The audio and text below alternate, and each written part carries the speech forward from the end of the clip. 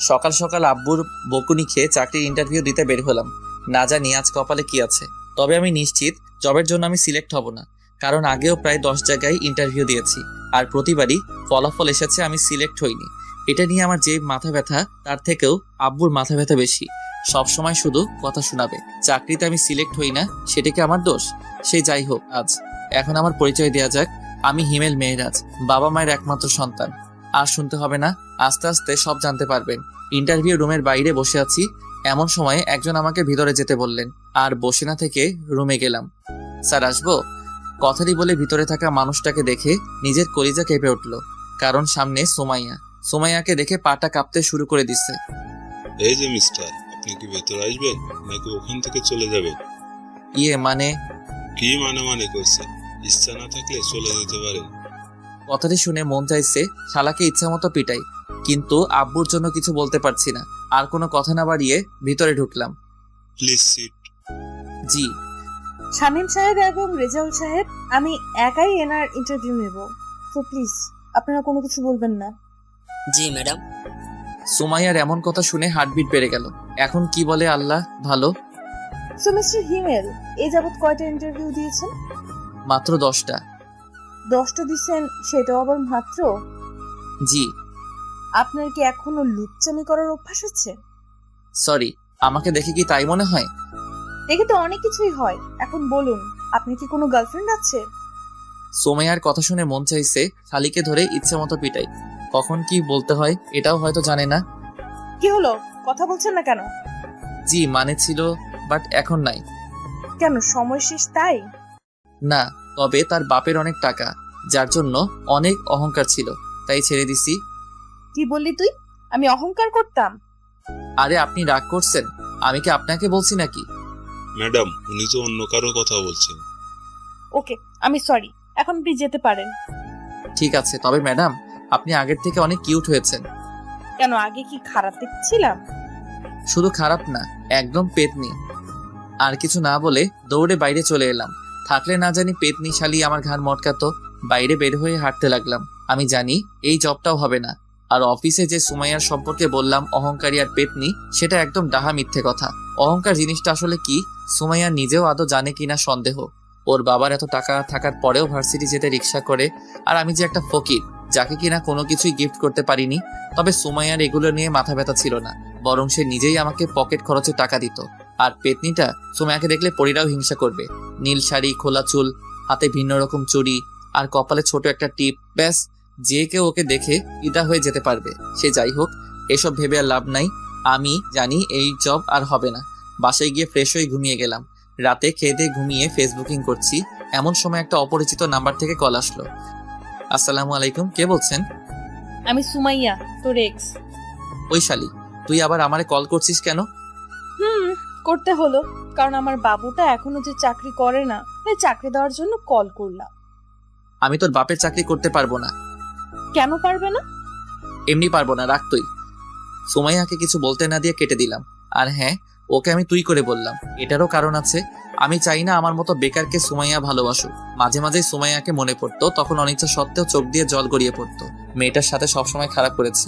সুমাইয়াকে ভালোবাসার কথা আমি প্রথম বলেছিলাম, আবার ব্রেকআপটাও আমি করেছিলাম। আমি চাই না আমার জন্য ওর জীবনটা নষ্ট হয়ে যাক। আর কিছু না ভেবে সেদিনের মতো ঘুমিয়ে গেলাম।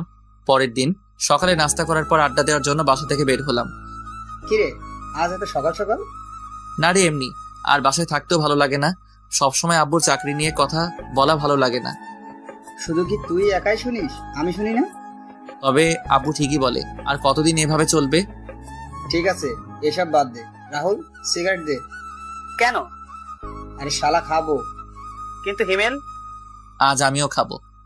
কথাটি বলার পর ওদের দুজনের দিকে তাকাতেই মনে হলো ভূত দেখার মতো আটকে উঠেছে। কি হলো, এভাবে তাকিয়ে আছিস কেন? ভাই, আপনি কি হিমেল? না, তোর দুলা ভাই। দে সিগারেট দে। হিমেল, পাগল হয়ে গেছিস নাকি? না, তবে তোরা সিগারেট না দিলে পাগল হব।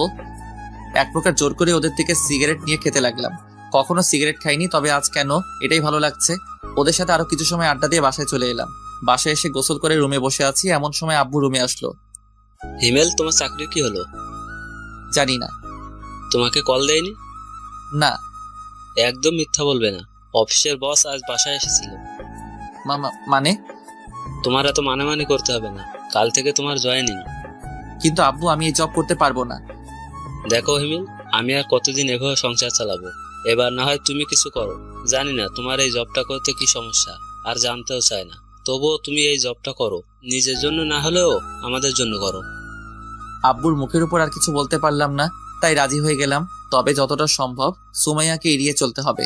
পরের দিন অফিসের জন্য রেডি হচ্ছি, এমন সময় আব্বু এবং আম্মু রুমে এলো। কিছু বলবে? না, তবে মন দিয়ে কাজ করবি। আর কোনো কথা না বলে সকালে নাস্তা করে আব্বু আম্মুকে বিদায় দিয়ে অফিসের জন্য রওনা দিলাম। প্রায় 30 মিনিট পর অফিসে এলাম। চারদিকে একবার চোখ বুলিয়ে দেখতে লাগলাম। এমন সময় পিয়ন এসে বলল, আপনি কি হিমেল? জি। ম্যাডাম আপনাকে তার কেবিনে যেতে বলেছেন। সেখানে আর দাঁড়িয়ে না থেকে বসের কেবিনের সামনে এসে দাঁড়ালাম। ম্যাডাম, আসবো? আসুন, বসুন এখানে। ধন্যবাদ। হিমেল, আমাকে কি আবার আপন করে নেওয়া যায় না? সরি, আর এখানে এসব না বলে খুশি হব। কেন? কারণ আপনি আমার বস আর আমি সাধারণ কর্মচারী। কিন্তু হিমেল, আমি... সুমাইয়া, প্লিজ আমাকে এমন কিছু বলো না যেন এই জবটা ছেড়ে দিতে আমি বাধ্য হই। ঠিক আছে, আর বলবো না। আমি পিয়নকে বলে দিচ্ছি তোমাকে তোমার কাজ বুঝিয়ে দেবে। ধন্যবাদ। আর বসে না থেকে বাইরে চলে এলাম। তারপর পিয়ন এসে আমার কেবিনে আর কাজ বুঝিয়ে দিয়ে গেল। প্রথম দিন তাই তেমন কোনো কাজ ছিল না, কয়েকজনের সাথে পরিচয় হয়ে নিলাম। তেমন কোনো কাজ নেই, তাই ম্যাডামের রুমে গেলাম। ম্যাডাম, আসবো? আসো। আর কখনো আসার জন্য পারমিশন নিতে হবে না, যখন ইচ্ছা তখন আসবে। আর বলো, কি হয়েছে? হাতে তেমন কোনো কাজ নেই, তাই ভাবছি বাসায় চলে যাব। ও ঠিক আছে, সাবধানে যেও। ঠিক আছে। ম্যাডামের রুমে থেকে বের হয়ে কেবিনে থাকা ব্যাগ নিয়ে বাসার উদ্দেশ্যে রওনা দিলাম। বাসায় এসে আম্মুর সাথে একটু কথা বলে রুমে গেলাম। এরই মাঝে 2 দিন চলে গেল। স্যার, আপনাকে ম্যাডাম তার কেবিনে ডেকেছেন। ঠিক আছে। কেবিনে বসে কাজ করছি, এমন সময় পিয়ন এসে উপরের কথাগুলো বলে গেল। কিছু বুঝি না আমি। যতই সুমাইয়াকে এড়িয়ে চলতে চাই, সে ততই আমার কাছে চলে আসে। আর কিছু না ভেবে সুমাইয়ার কেবিনে গেলাম। ম্যাডাম, আসবো? ওই, তোমাকে কতবার বলবো আমার কেবিনে আসতে তোমার পারমিশন নিতে হবে না? সেটা হয় না ম্যাডাম। কেন হয় না? কারণ আপনি আমার বস আর আমি সাধারণ এক কর্মচারী। আর আমাকেই বা কেন পারমিশন নিতে হবে না? আরো তো সবাই আছে, তাদের বলুন। হিমেল, তুমি কি আমাকে এখন আর একটুকুও ভালোবাসো না? কাজের কথা বললে বলুন, না হলে আমি আমার কেবিনে যাব। ঠিক আছে, যাও। সেখানে আর না থেকে কেবিনে চলে এলাম। কি ব্যাপার, মন খারাপ কেন? কিছু হয়েছে? না, তেমন কিছু না। লাঞ্চে ফ্রি আছো? কেন? দুইজনে একসাথে লাঞ্চ করতাম। ঠিক আছে। আর শোনো, একটু হাসি খুশি থেকো। কেন, এখন কি আমি মনমরা হয়ে থাকি? আরে না, তুমি এত হ্যান্ডসাম, বাট একটু কম কম হাসো। তা ঠিক। আর হেসে কথা বলে যদি তুমি আমার প্রেমে পড়ে যাও তাহলে? তাহলে কি তোমাকে বিয়ে করে নিব? সুমাইয়া, কাজ বাদ দিয়ে এত হাসাহাসির কি আছে? আসলে ম্যাডাম... থাক, আর বলতে হবে না, এখন কাজ করুন। জি। তারপর সুমাইয়া চলে গেল। আমরাও কথা বাদ দিয়ে কাজে মন দিলাম। কাজ করতে করতে কখন দুপুর হয়ে গেছে খেয়ালই করিনি। এই যে স্যার, আর কত কাজ করবেন? ও, তুমি? কেন, অন্য কারো আসার কথা ছিল বুঝি? আসবে আর কি, সে মানুষটাই আর নেই। থাক, আর বলতে হবে না, এখন চলো। চলো। তারপর রিয়ার সাথে লাঞ্চটা করে নিলাম। অফিস ছুটির পর বাইরে আসতেই দেখলাম রিয়া একটা রিকশায় বসে আছে। বাসায় যাবে না? যাব। তাহলে আসো। না থাক, আমি যেতে পারবো। আরে সমস্যা কি, আসো। আর আমি তো তোমাদের ওখান দিয়েই যাব। তারপরেও তুমি চাও, আমি অন্য একটা রিকশা করে যেতে পারবো। আমি কিন্তু রাগ করব, প্লিজ। ঠিক আছে, চলো। রিকশাতে ওঠার পর সারাটা রাস্তা দুজনে কথা বলতে বলতে এলাম। বাসার কাছে এসে রিয়াকে বিদায় দিয়ে ভিতরে চলে এলাম। ফ্রেশ হয়ে ফোন টিপছি, এমন সময় আম্মু আসলো। মেয়েটার নাম কি রে? কোন মেয়ে আম্মু? আরে ওই মেয়ে যার সাথে তুই রিক্সা করে এলি। ও, ওর নাম রিয়া, আমার সাথে কাজ করে। মেয়েটা দেখতে কিন্তু আলহামদুলিল্লাহ। তো আমি কি করব? তুই চাইলে ওর বাসায় কথা বলে দেখতে পারি। আম্মু, তুমি কি পাগল হলে নাকি? এখানে পাগল আর কি আছে? এখন আমি বিয়ে টিয়ে করবো না। আর আম্মু প্লিজ এটা নিয়ে কিছু বলো না। রিয়া শুধুই আমার বন্ধু আর কিছু না। হতে কতক্ষণ? আম্মু, আমি তোমার পায়ে ধরি, তুমি এখন যাও। ঠিক আছে, তবে তুই ভেবে দেখতে পারিস। আম্মু চলে যাওয়ার পর লম্বা একটা নিঃশ্বাস ফেললাম। সারা রিক্সা করে আসাও সমস্যা, এখন থেকে একা একা হেঁটে আসতে হবে। সেদিনের মতো আর কিছু না ভেবে খাবার খেয়ে ঘুমিয়ে গেলাম। অফিসে। হিমেল, একটা কথা বলি? জি বলুন। না, আগে তুমি আমাকে তুমি করে বলো। সেটা আমি পারবো না ম্যাডাম। কেন পারবে না? ব্যাস পারবো না। ঠিক আছে, পারতে হবে না। এখন বলো, বাসায় থেকে কি তোমার জন্য পাত্রী দেখছে? দেখুন, এগুলো নিতান্ত আমার পার্সোনাল ব্যাপার, আপনার না জানলেও চলবে।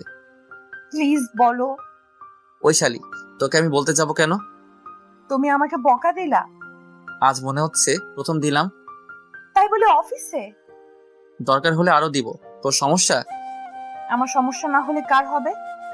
ঠিক আছে, তাহলে আমি আর এই জব করব না, কাল থেকে আর আসবো না। এই না, তুমি আমাকে বকা দিবা, মন যা চায় তাই দিবা, তারপরও তুমি জব ছেড়ে দিও না। মনে থাকে যেন। এখন বলো কি খাবে? ছুটি লাগবে। আরে মাত্র তো আসলে, দুপুরের পর চেয়েও। না থাক, লাগবে না, আমি যাই। আর কোনো কথা না বাড়িয়ে কেবিনে এসে কাজ করতে লাগলাম। এই কয়েকদিনে কিছু বন্ধু পেয়েছি যাদের সাথে কাজের ফাঁকে কথা বলতে পারি। হঠাৎ করে সুমাইয়ার কথা মনে পড়লো। মেয়েটা অনেক ভালোবাসে, কিন্তু প্রতিদানে আমি তাকে কিছুই দিতে পারছি না। কি হিমেল সাহেব, কি ভাবছেন? না তেমন কিছু না, এমনি। আপনার কি খবর? এই তো চলছে ভাই। কিছু মনে না করলে একটা কথা বলি? মনে করলে বলবেন না। আচ্ছা শুনুন, আপনারা রিয়া ম্যাডামের সাথে কি সম্পর্ক? কেন? আর আমরা তো জাস্ট ফ্রেন্ড। কিন্তু আমার মনে হয় উনি আপনাকে ভালোবাসেন। রাফি সাহেব, আপনার কপাল ভালো যে রিয়া আর আসেনি, আসলে আপনার হয়তো খবর করে ছাড়তেন। আর শুনুন, এখন একটা বিয়ে করে ফেলেন। তেমন কোনো মানুষ পেলে অবশ্যই করব, তখন আর বলতে হবে না। কেন, আপনার কোনো গার্লফ্রেন্ড নেই? জীবনে একটা ছিল, তবে এখন আর নেই। কেন? সেটা অন্য এক সময় বলবো। ঠিক আছে, এখন যাই, কাজ করি। Okay bye. রাফির সাথে কথা বলে আবার কাজে মন দিলাম। হাতে কিছু কাজ থাকায় খেয়ালই করিনি দুপুর হয়ে গেছে। আর কত কাজ করবে? মানে? ও ম্যাডাম আপনি? আরে বসো বসো। জি। এখন বাসায় চলে যাও। কেন? সকালে যে বললে তোমার ছুটি লাগবে। না, আমার ছুটি লাগবে না। তখন যে বললে। এমনি বলেছি। তাহলে চলো লাঞ্চ করি একসাথে। আপনি যান, আমার দেরি হবে। ঠিক আছে, তোমার কাজ হলে আমার কেবিনে এসো, দুজনে একসাথে খাবো। আপনি খেয়ে নিন। তুমি না আসলে আমিও খাবো না। দেখা যাবে। কাজ শেষ করতে আরো 1 ঘন্টা সময় লাগবে। টেবিলের নিচ থেকে খাবার বের করতে সুমাইয়ার কথা মনে পড়লো, তাই টিফিনটা নিয়ে ম্যাডামের রুমে গেলাম। ম্যাডাম আসবো? তুমি সোফায় 5 মিনিট বসো, আমি কাজটা শেষ করে আসছি। জি। পকেট থেকে ফোনটা বের করে টিপতে শুরু করলাম। এদিকে অনেক ক্ষুধাও লেগেছে, কিছু বলতেও পারছি না, তবে অনেক রাগ হচ্ছিল। মন চাইছিল উঠে গিয়ে সুমাইয়ার ল্যাপটপ ভেঙে দিই, কিন্তু পারছি না। কিছু সময় পর। রেগে গেছো? না। হিমেল, একটা কথা বলি? বলুন। সেদিন কি আমার কোনো দোষ ছিল যার জন্য তুমি আমার সাথে ব্রেকআপ করেছিলে? আপনার কোনো দোষ ছিল না, আর এখনো নাই। তাহলে কেন চলে গিয়েছিলে আমার জীবন থেকে? নিশ্চুপ। তুমি যা বলতে আমি তো সেই কথাই শুনতাম। তাহলে কেন তুমি আমার সাথে এমনটা করলে? বুঝলাম আমি কিছু একটা ভুল করেছিলাম, কিন্তু তুমি তো আমাকে বলতে পারতে।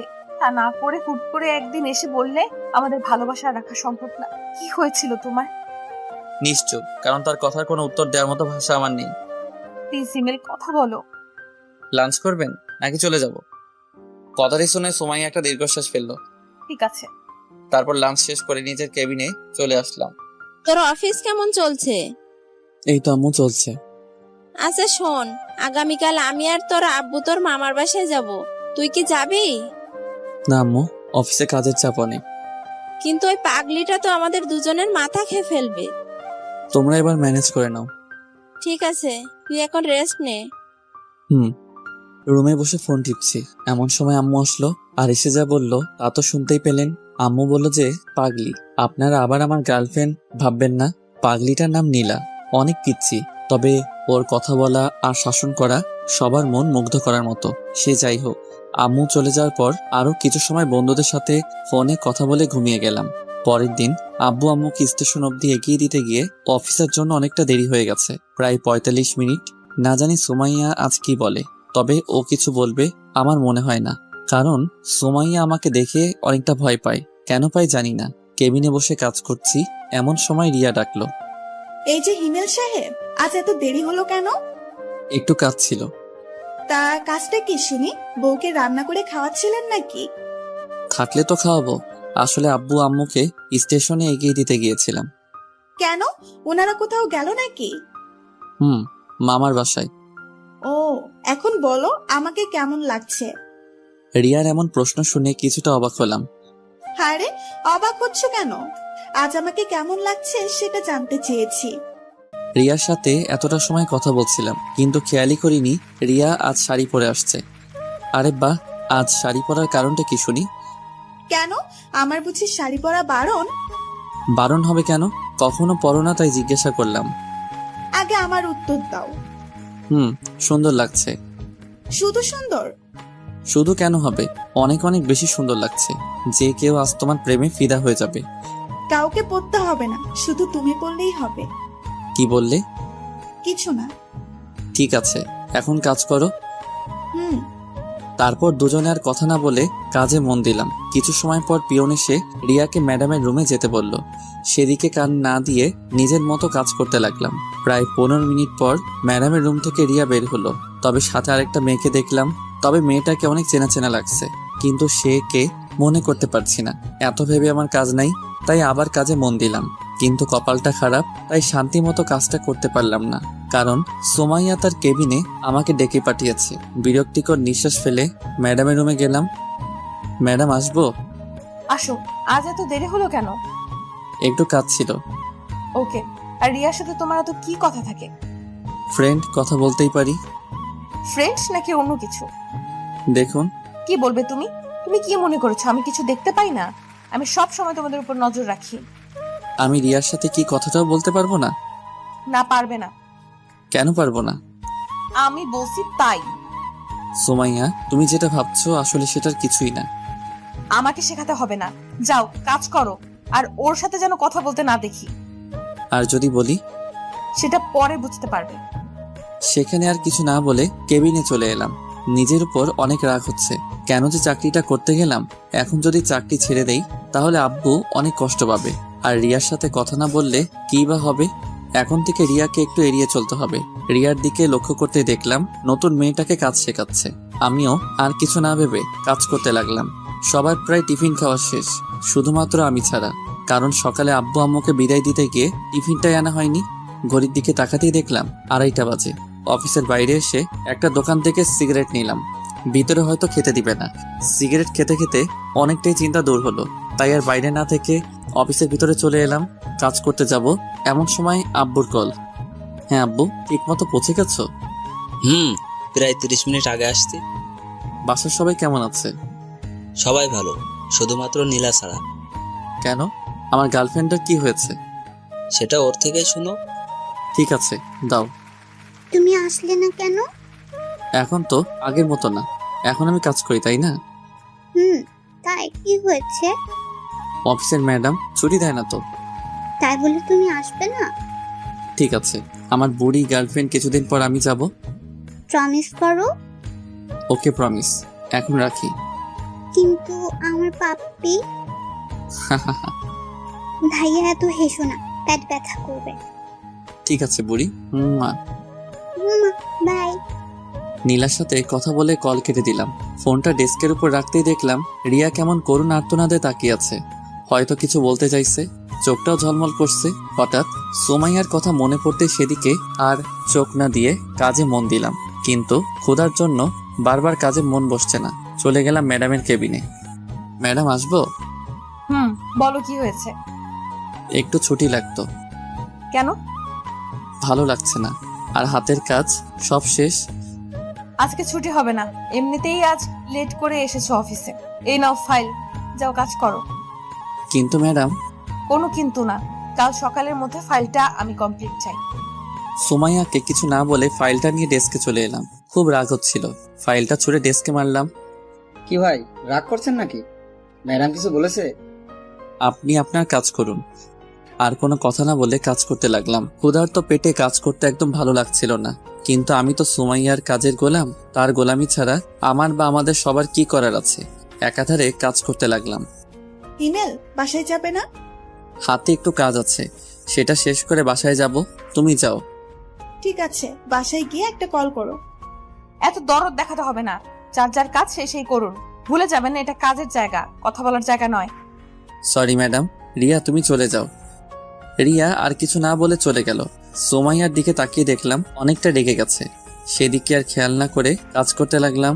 কাজ করতে করতে খেয়ালই করিনি রাত হয়ে গেছে। একটু আগে পিয়ন এসে বলে গেল বাসায় যেতে, কিন্তু সুমাইয়ার প্রতি রাগের জন্য কাজ করতে লাগলাম। আর একটু কাজ বাকি আছে। এমন সময় রিয়া কল করলো। কল করলে না কেন? তুমি কি বলেছিলে? বাসায় গিয়ে কল করতে। কিন্তু আমি তো এখনো বাসায় যাইনি। যাওনি মানে? এখন কোথায় তুমি? অফিসে। কি বলছো এসব? এত রাতে অফিসে কি করছো? কাজ। কি এমন কাজ যার জন্য এত রাত অব্দি করতে হবে? সেটা ম্যাডাম ভালো জানেন। আর কাজ করতে হবে না, বাসায় যাও, অনেক রাত হয়ে গেছে। আর একটু কাজ আছে। রিয়ার সাথে আর কথা না বাড়িয়ে কাজ করতে লাগলাম। প্রায় 30 মিনিট পর কাজ শেষ করে ঘড়ির দিকে খেয়াল করতে দেখলাম 10:30 বাজে। অফিসে আর দেরি না করে বাইরে চলে এলাম। কিছু সময় অপেক্ষা করার পর একটা রিক্সা করে বাসায় চলে এলাম। সাথে কিছু রাতের খাবার। ফ্রেশ হয়ে খাবারটুকু খেয়ে নিলাম। মাথাটাও ধরে আসছে। এত লম্বা সময় ধরে কাজ করার জন্য হয়তো মাথাটা ব্যথা করছে। বিছানায় শরীরটা এলিয়ে দিতেই ঘুমের ঘরে চলে গেলাম। পরের দিন ঘুম থেকে উঠে দেখি 9টা বাজে। তাড়াহুড়ো করে রেডি হয়ে অফিসের জন্য রওনা দিলাম। আজকেও সকালের নাস্তাটা করা হলো না। অফিসে যেতে যেতে 15 মিনিট লেট হয়ে যায়। হয়তো আজকে বকা খেতে হবে। নিজের ডেস্কে বসতে যাব, এমন সময় পিয়ন এসে বলে গেল ম্যাডাম তার রুমে আমাকে ডেকেছেন। যা ভেবেছিলাম সেটাই হলো। ডেস্ক থেকে কালকের ফাইলটা নিয়ে ম্যাডামের রুমে গেলাম। ম্যাডাম আসবো? আসো। তুমি একটা কথা বলো, প্রতিদিন তোমার লেট হয় কেন? নাকি তুমি অফিসটা নিজের মনে করো? এরপর থেকে যেন না দেখি লেট করে অফিসে আসা। যাও, কাজ করো। সুমাইয়ার কথার কোনো জবাব না দিয়ে গতকালকের ফাইলটা ম্যাডামের টেবিলের উপর রাখলাম। এটা কিসের ফাইল? আপনি গতকাল যে ফাইলটা দিয়েছিলেন সেটা। এইটুকু বলেই নিজের ডেস্কে চলে এলাম। ভাবছিলাম অফিসে গিয়ে সকালে নাস্তাটা করব, কিন্তু সেটা আর হলো না। তবে রিয়াকে বলে দেখি কি হয়। রিয়া, একটা কথা ছিল। হ্যাঁ বলো। তুমি কি টিফিন এনেছো? কেন বলো তো? সকালে নাস্তাটা করা হয়নি, আর গত রাতে ভালো করে খেতে পারিনি। যদি কিছু মনে না করো, তোমার টিফিনটা দিলে খেতে পারতাম। আর লাঞ্চ টাইমে হোটেল থেকে আমি তোমাকে খাইয়ে দিব। আরে এটা বলতে কি লজ্জা হবে নাকি? এই নাও, খেয়ে আসো। ধন্যবাদ। এখন ধন্যবাদ দিতে হবে না, খাওয়ার শেষে যদি ভালো লাগে তখন দিও। ঠিক আছে। খাবার খেয়ে এসে রিয়াকে টিফিন বক্সটা ফেরত দিলাম, সাথে ধন্যবাদ। ডেস্কে বসে কাজ করছি। সেই সময় রিয়া বলল, হিমেল, বলো। তানহাকে চেনো? তানহাকে? আমাদের অফিসে নতুন জয়েন করেছে। ওকে দাঁড়াও। ঠিক আছে। একটু পর রিয়া নতুন জয়েনিং করা মেয়েটিকে সামনে নিয়ে এলো। হাই ভাইয়া। হাই। আমাকে চিনতে পারছেন? চেনা চেনা লাগছে, কিন্তু ঠিক মনে করতে পারছি না। আর তোমার যে বয়স, তোমাকে তো জব দেওয়ার কথা না? ভাইয়া আপনার মনে আছে 1 বছর আগে একটা অ্যাক্সিডেন্ট থেকে 2টো মানুষকে বাঁচিয়েছিলেন? সেদিন যদি আপনি না থাকতেন তাহলে হয়তো আমরা কেউ বাঁচতাম না। তার মানে তুমি? জি ভাইয়া, আপনি হয়তো অন্ধকারে দেখতে পাননি, কিন্তু আমি দেখেছিলাম। যখন আপনি আমাদের হাসপাতালে রেখে চলে গিয়েছিলেন, তারপর 2 দিন হাসপাতালে থাকার পর যখন সুস্থ হয়ে যায়, আপনাকে অনেক খুঁজেছিলাম কিন্তু পাইনি। আম্মুও অনেকবার আপনাকে দেখতে চেয়েছিলেন, কিন্তু আপনার ঠিকানা তো কিছুই জানি না, তাই আপনার আর সন্ধান পেলাম না। আমি দুঃখিত যে পরে আর তোমাদের কোনো খোঁজ নিতে পারিনি। আসলে সেই সময় কিছু কাজ ছিল। এখন বলো, আন্টি কেমন আছেন? আম্মু আর এখন নেই। নেই মানে? কিছুদিন আগে স্ট্রোক করে মারা গিয়েছে। আমি সরি। আর আঙ্কেল কেমন আছে? ভাইয়া, পৃথিবীতে এখন আর আমার কেউ নেই। যখন আমি অনেক ছোট তখন আব্বু মারা যায়। আম্মু লালন পালন করতেন ওনার শিক্ষকতার উপার্জন টাকা দিয়ে। কিন্তু এখন জব করতে গেলে কেন? বেঁচে থাকার জন্য। তানহার সাথে আরো কিছু কথা বললাম। কথা বলার সময় আমি স্পষ্ট দেখতে পাচ্ছিলাম তানহার চোখে জল। ডেস্কে বসে কাজ করছিলাম। ঠিক এমন সময় সুমাইয়া তার রুমে আসতে বলল, আর বসে না থেকে সুমাইয়ার রুমে গেলাম। জি ম্যাডাম, বলুন। রাগ করেছো আমার উপর? আপনার উপর রাগ করতে যাব কেন? আমি জানি তুমি আমার উপর রেগে আছো। কি করব বলো? তুমি তো আমার একটা কথাও শোনো না। সব সময় শুধু রিয়ার সাথেই কথা বলো। ম্যাডাম, কাজের কিছু থাকলে বলুন। আমি আপনার এসব আজাইরা কথা শুনতে পারবো না। তুমি কি আমার কথায় বিরক্ত হও? করুণ ভাবে তাকিয়ে বলল, হ্যাঁ, আমি অনেক বিরক্ত হয়ে, কি কথা এত তোর, বারবার আমাকে তোর কেবিনে আসতে হবে?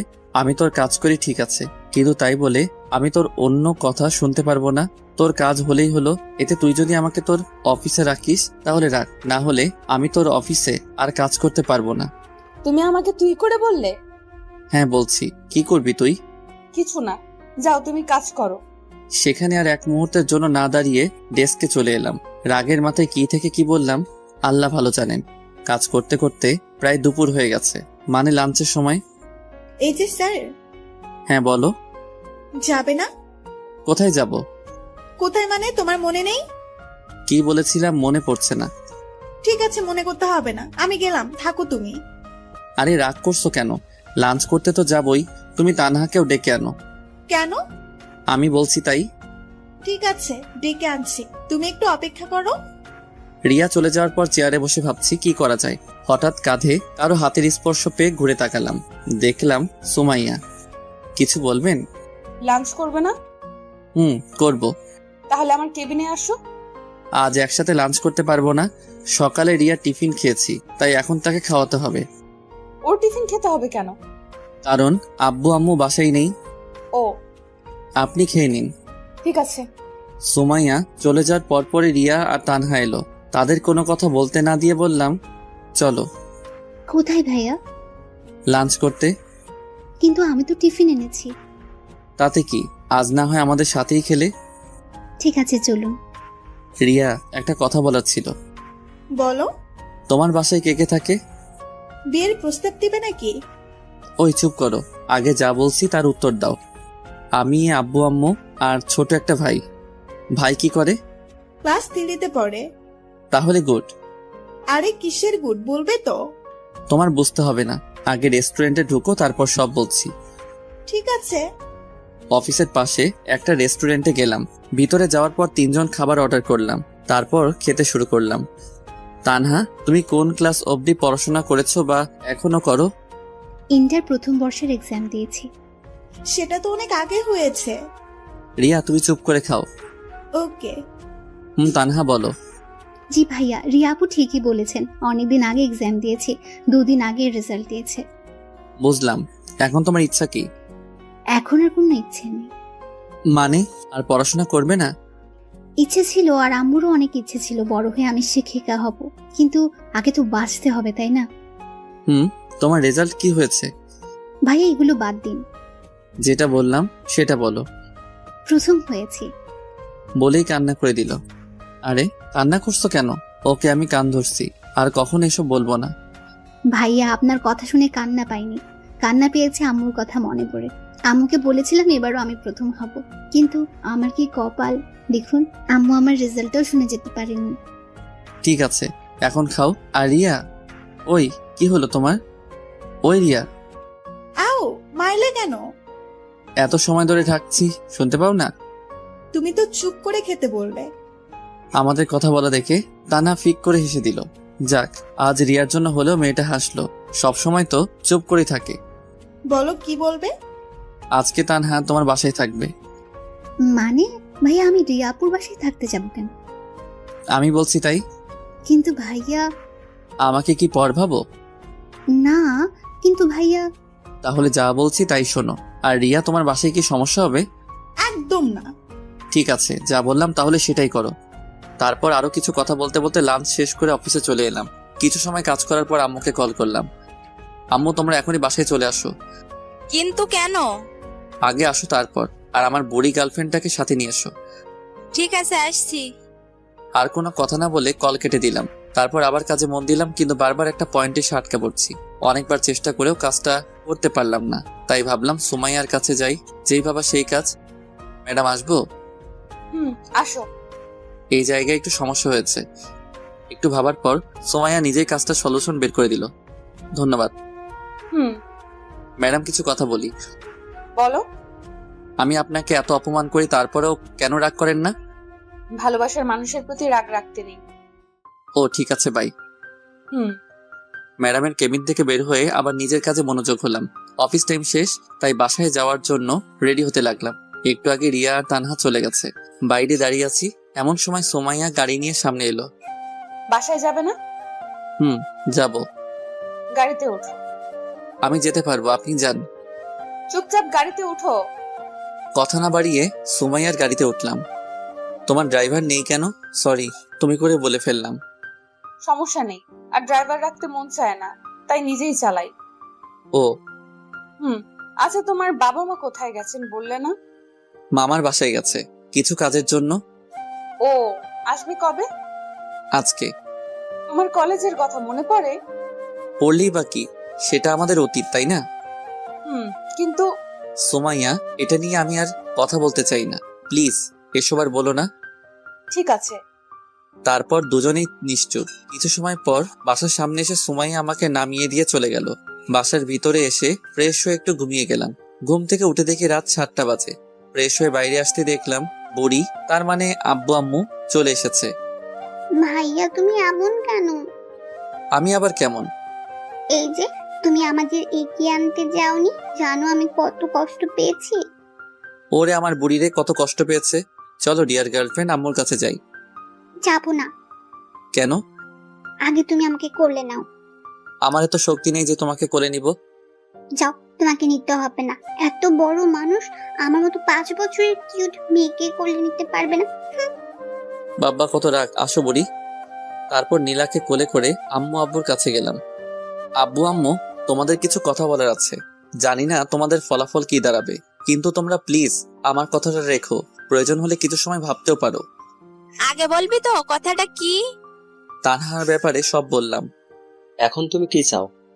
আব্বু, মেয়েটার পৃথিবীতে আপন বলতে কেউ নেই, আর আমার নিজের কোনো বোনও নেই। তাই বলছি তানহা আমাদের সাথেই থাকবে এবং পড়াশোনা করবে। কিন্তু মেয়েটা কি রাজি হবে? হতেই হবে। হিমেল, তোমার যা করার করবে, মেয়েটার ইচ্ছা পূরণ করতেই হবে। আব্বু, তোমরা একটু ভাবতে পারো, কোনো সমস্যা নেই। এত ভাবাভাবির কি আছে? তাহলে তোমরা রাজি? কেন, আমরা কি রাজি হতাম না? ভেবেছিলাম তোমাদের অনেক করে বোঝাতে হবে, কিন্তু তার আর প্রয়োজন হলো না। থ্যাংক ইউ আব্বু আম্মু। আর একটা কথা ছিল, কি বল? তানহাকে তোমরা বাবা মায়ের অধিকার দিতে হবে। আরে পাগল, ওকে আমার মেয়ে করে বাসায় রাখবো, চিন্তা করিস না। সত্যি? সত্যি। লাভ ইউ আব্বু আম্মু। আর আমাকে কে বলবে? আরে আমি তো ভুলেই গেছি, আমার বড়িটা এখানে আছে। থাক, আর বলতে হবে না। ওকে বড়ি। আরো কিছু কথা বলে রুমে চলে এলাম। হাফ ছেড়ে বাঁচলাম। ভেবেছিলাম আব্বু আম্মু অপরিচিত একটা মেয়েকে বাসায় এনে বাবা মায়ের অধিকার দিবে, ভাবতেই পারিনি। অনেক খুশি লাগছে। তার থেকে গর্ব হচ্ছে আব্বুর আম্মুর প্রতি। পরের দিন এখনো তানহা বা রিয়াকে এটা নিয়ে কিছু বলেনি, সারপ্রাইজ দিব তাই। লাঞ্চ শেষ করে কাজ করছি, ঠিক সেই সময় ম্যাডামের রুমের জোরে জোরে কথা বলা বাইরে থেকে শুনতে পেলাম। কথা বললে ভুল হবে, অনেকটা বকাঝকার মতো। সবাই কাজ বাদ দিয়ে ম্যাডামের রুমের দিকে তাকিয়ে আছে, কিন্তু বাইরে থেকে কিছু বোঝা যাচ্ছে না। এভাবে আরো কিছু সময় পার হওয়ার পর দেখলাম তানহা ম্যাডামের রুম থেকে কান্না করতে করতে বের হচ্ছে। তানহার এমন কান্না দেখে বুকের ভিতর ছ্যাদ করে উঠল। যদিও ও আমার নিজের কোনো বোন না, কিন্তু যখন ও আমাকে ভাইয়া বলে, সবকিছু বলেছে, তখন থেকেই ওকে নিজের বোনের অধিকার দিয়েছি। অফিসের সব স্টাফ তানহার কাছে গিয়ে জিজ্ঞেস করছে কি হয়েছে। রিয়াকে দেখলাম তানহাকে সান্ত্বনা দেওয়ার চেষ্টা করছে। এসব একদম আমার সহ্য হচ্ছিল না। উঠে গিয়ে তানহার কাছে গেলাম। সবাই এখান থেকে যাও আর নিজের কাজ করো। অনেক রেগে আর জোরে বললাম। সবাই আর কিছু না বলে চলে গেল, কিন্তু রিয়া তানহার কাছে আছে। এই মেয়ে, তোকে কি আলাদাভাবে যেতে বলতে হবে? তুমি আমাকে তুই? হ্যাঁ, তুই যা এখান থেকে। ভয় পেয়ে রিয়া কিছু না বলে চলে গেল। এবার নিজেকে স্বাভাবিক করে বললাম, তানহা বোন আমার, সত্যি করে বলবি তুই কি ম্যাডামকে কিছু বলেছিস? বিশ্বাস করুন ভাইয়া, আমি ম্যাডামকে কিচ্ছু বলিনি। কাজে একটু ভুল হয়েছে, যার জন্য ম্যাডাম আমাকে মৃত আব্বু আম্মুকে নিয়ে বকাঝকা করেছে।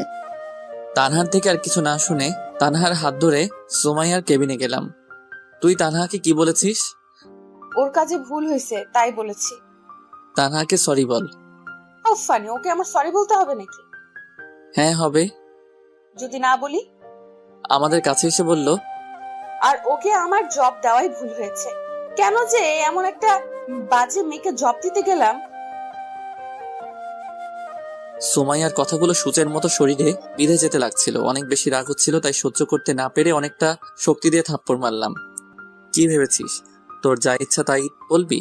তুই জানিস তানহাকে? তুই কি করে বলবি? আমি বলছি তাহলে, তানহা আমার বোন। কিন্তু তোমার তো নিজের কোনো বোন নেই।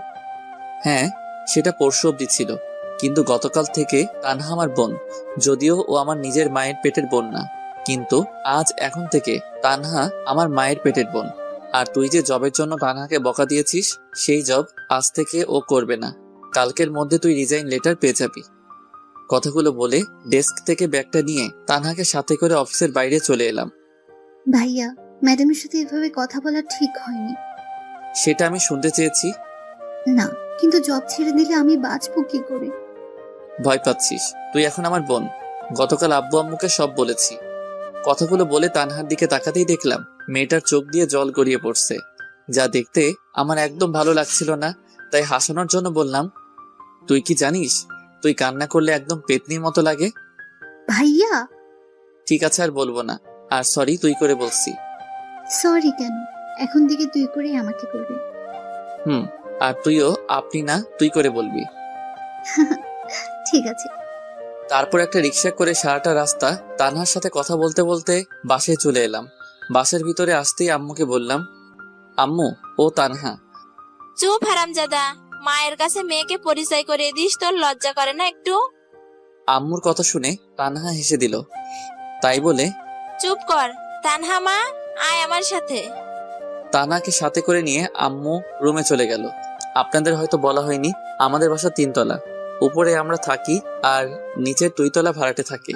ভাড়া দিয়ে অনেক টাকা পাওয়া যায়, যার জন্য আমি চাকরি করতে চাইনি। সেই যাই হোক, আম্মু তানহাকে নিয়ে রুমে যাওয়ার পর আমি আর সেখানে দাঁড়িয়ে না থেকে রুমে এসে ফ্রেশ হয়ে নিলাম। ভাইয়া, আপুটা কি এখন থেকে এখানেই থাকবে? আর বুড়ি, তুই যেন ওর সাথে খারাপ ব্যবহার করবি না। তুমি আমাকে কি বললে? এখন তোমার জরিমানা হয়ে গেছে। কিসের জরিমানা? এই যে তুমি আমাকে তুই করে বলেছো। আল্লাহ, আমি তো ভুল করে বলেছি। কোনো কথা নেই, তবে এটা একটু ভিন্ন জরিমানা। শুনি, এবার জরিমানাটা কি? কাল আমরা ঘুরতে যাব। আমার যত ইচ্ছা ঘুরবো, খাবো, তোমার কিছু বলা যাবে না। তাহলে তো আমি ফকির হয়ে যাব। হলে হবে, তাতে আমার কি? আমি তো তোমার বিএফ, তাই না? বিএফ এর থেকে টাকা নিবে? চুপ, বিএফ মানে বেস্ট ফ্রেন্ড, তাই তোমার থেকে আমি নিতেই পারি। আমি কিন্তু মন খারাপ করব। আমিও আন্টিকে বলে দেবো হিমেল ভাইয়া আমাকে বকা দিয়েছে। থাক, তার আর দরকার হবে না। এখন চলো, তোমাকে ডাকছে। ওকে ডিয়ার গার্লফ্রেন্ড, চলো। নীলাকে সাথে করে নিয়ে আব্বু আম্মুর রুমে গেলাম। দেখলাম আব্বু আম্মু অনেক হেসে হেসে কথা বলছে। কি ব্যাপার, এত হাসাহাসির কি আছে? হিমেল, তোকে অনেক অনেক ধন্যবাদ। কিন্তু কেন? তানহাকে বাসায় নাই? ও, জানিস মেয়েটা অনেক ভালো। আর দেখতে হবে না? মেয়েটা কাদের? ঠিক বলেছো। তাই হিমেল, এখন কি করবি? মানে? ওকে কোনো কলেজে ভর্তি করতে হবে, তাই না? সেটা তো করতেই হবে, আমার বোন বলে কথা। আগামীকাল তাহলে ওকে ভর্তি করিয়ে নিয়ে আয়। কাল হবে না। কেন, তোর আবার কি হলো? কারণ তোমার ছেলে আমাকে নিয়ে ঘুরতে যাবে। তাই বলে সকালেই? বললাম তো না। ওকে বুড়ি, তাই হবে। তাহলে পরশু যাও। আমিও তাই ভাবছি। এখন তানহা কোথায়? আমি ওকে রুমে রেখে এসেছি। তাহলে আমি তানহাপুর কাছে গেলাম, তোমরা থাকো। নীলা চলে গেল। কিছু খেয়েছে? না, বললো অফিসে নাকি লাঞ্চ করেছে। ঠিক আছে। আরো কিছু সময় কথা বলে রুমে চলে এলাম। হঠাৎ মনে পড়লো রিয়াকে অফিসে ধমক দেওয়ায় হয়তো কষ্ট পেয়েছে মেয়েটা। তাই আর দেরি না করে রিয়াকে কল দিলাম। হ্যাঁ হিমেল, বলো। কি করো? এই তো বাসায় এসে ফ্রেশ হলাম। কেন বলো তো? আমি কি জিজ্ঞেস করতে পারি না? পারো, কিন্তু কখনো আগে থেকে কল করো না, তাই আর কি। আসলে রিয়া, অফিসে তোমাকে কি থেকে কি বলেছি সেটা নিয়ে যদি কষ্ট পেয়ে থাকো তাহলে আমি সরি। আসলে মাথা ঠিক ছিল না। ঠিক আছে, সরি বলতে হবে না। এখন তানহা কোথায়? বাসায় নিয়ে এসেছি। আর তোমাকে বলাই হয়নি তানহা এখন থেকে আমাদের সাথেই থাকবে, আমার ছোট বোন আর আব্বু আম্মুর মেয়ে হয়ে। ওয়াও, অনেক ভালোই হবে তাহলে। তুমি কি করো? রিয়ার সাথে অনেকটা সময় কথা বলার পর বিছানায় শরীরটা এলিয়ে দিলাম। এরকম ভাবে কিছুটা সময় থাকার পর বন্ধুদের সাথে মেসেঞ্জারে কথা বলতে লাগলাম। শালার জবটার জন্য বন্ধুদের সাথেও ঠিকমতো কথা বলতে পারি না। তারপর সবাই মিলে রাতের খাবারটা খেয়ে নিলাম। ড্রয়িং রুমে বসে আছি, এমন সময় নীলা বলল, আন্টি আজ আমি আপুর সাথে ঘুমাবো। আজ না, অন্য আরেকদিন। না, আজকে। নীলা, ভাইয়া আমি নীলাকে বলেছি এটা বলতে। আর আমি নীলা না হয় একসাথে ঘুমাই। কিন্তু মা, তোর যদি কোনো সমস্যা হয়? আম্মু কোনো সমস্যা হবে না। ঠিক আছে, তাহলে ঘুমাস। সবার সাথেই তানহা কথা বলতে লাগলো। তবে সব থেকে ভালো লাগছে তানহা আব্বু আম্মুকে আব্বু আম্মু বলেই ডাকছে, যেটা দেখে মনে অনেকটা শান্তি অনুভব করলাম। সবার সাথে কিছু সময় কথা বলে রুমে এসে ঘুমিয়ে গেলাম। পরের দিন। ডিয়ার বয়ফ্রেন্ড, এখন আমার জন্য আর আপুর জন্য খাবার অর্ডার দাও। ওই, আমি তোর কোন কালের বয়ফ্রেন্ড শুনি? দেখো, আমাকে তুই করে বলবে না। আহা নীলা, বললে কি সমস্যা? আমাকেও তো তুই করে বলে। আপু তুমি ছোট, তাই বুঝবে না, আমাকে কথা বলতে দাও। নীলার কথা শুনে আমরা দুজন হাসবো না কান্না করব কিছুই বুঝলাম না। এতটুকু মেয়ে হয়ে একদম বুড়ির মতো কথা বলে। শুধু শুধু তো আর বুড়ি উপাধি দেয়নি তাকে। সে যাই হোক, ওদের কথা মতো খাবার অর্ডার করলাম। হ্যাঁ, আমরা নীলার কথা মতোই ঘুরতে বের হয়েছি। পিচ্ছি হলেও রাগ অভিমান অনেক। সারাটা দিন আমাকে পাগলের মতো ঘুরপাক করাচ্ছে। কিছু ভুল হলেই হয় কান্না বা তানহার ফোন নিয়ে আব্বু আম্মুকে কল করে বলবে আমি নাকি ওকে মেরেছি। কিছু সময় পর ওয়েটার খাবার দিয়ে গেল। 3 জন বসে খাচ্ছি। এমন সময় তানহা বলল, ভাইয়া দেখ তো, ওটা ম্যাডাম না? তো দেখ কেমন করুণ ভাবে তাকিয়ে আছে। বাদ দে এই ছলনাময়ীর কথা। তোকে হয়তো কিছু বলতে চায়। বলবে না। আর তুই এসব কি বলছিস? ভুলে গেলি ওর ডাইনির মতো রূপের কথা? না ভাইয়া, ম্যাডাম হয়তো তেমন না। তুই আর একটা কথা বললে সেদিন যে ম্যাডামকে দিয়েছিলাম তোকেও আজ সেটা দিব। কথা শুনে তানহা চুপ করে গেল। কি দিয়েছিলে ভাইয়া?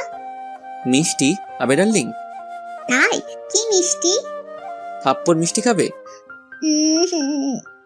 আরে কান্না করছিস কেন? তুমি পচা।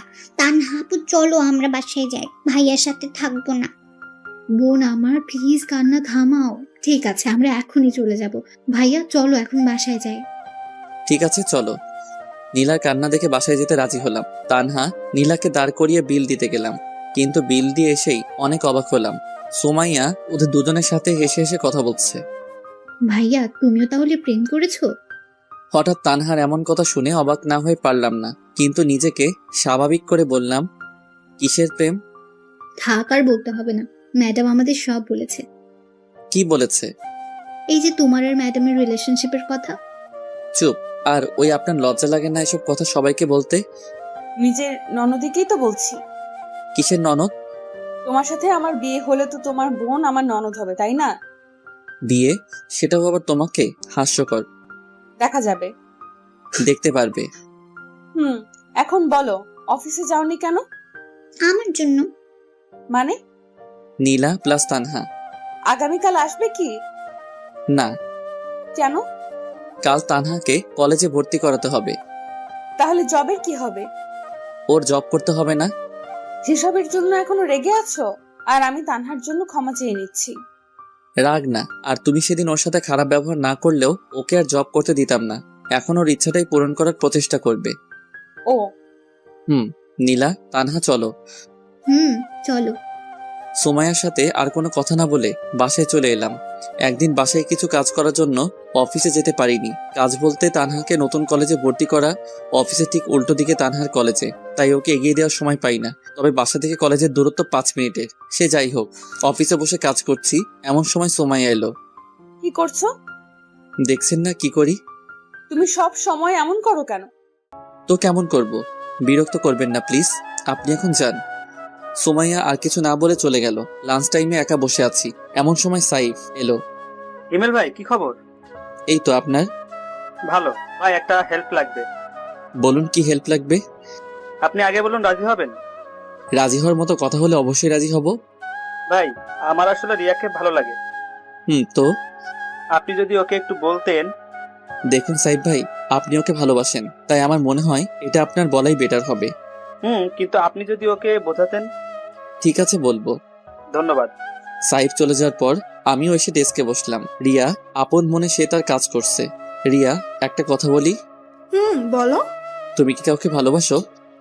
বাসি। ও, আসলে সাইফ বলল সে তোমাকে ভালোবাসে, তাই জিজ্ঞাসা করলাম। কথাটা শেষ হতে না হতেই রিয়া আমার দিকে করুণভাবে তাকালো। ওর চোখ দেখে বোঝা যাচ্ছে আমাকে কিছু একটা বলতে চাই। কিন্তু সেদিকে কান্না দিয়ে কাজ করতে লাগলাম। সেদিনের মতো কাজ শেষ করে বাসায় চলে আসলাম। পরের দিন লাঞ্চ টাইমে আমি আর রিয়া বসে আছি, কিন্তু মেয়েটাকে দেখে মনে হচ্ছে অনেক রেগে আছে, যার জন্য কিছু বলার সাহস খুঁজে পাচ্ছি না। তারপরে মনে একটু সাহস সঞ্চয় করে বললাম, তুমি কি রেগে আছো? হ্যাঁ, আর এখন তোর ঘাড় মটকাবো। মানে আমি আবার কি করলাম? কি করিস না সেটা বল। তুই কি কিছু বুঝিস না? আমি আবার কি বুঝবো? দূর, ওকে দাঁড়া, আমি নিজেই বলছি। দাঁড়িয়ে গেলাম। দাঁড়ালে কেন? তুমি বললে তাই। চুপ, আমি কি সে দাঁড়ানোর কথা বলছি নাকি? তুই বস, আমি বলছি।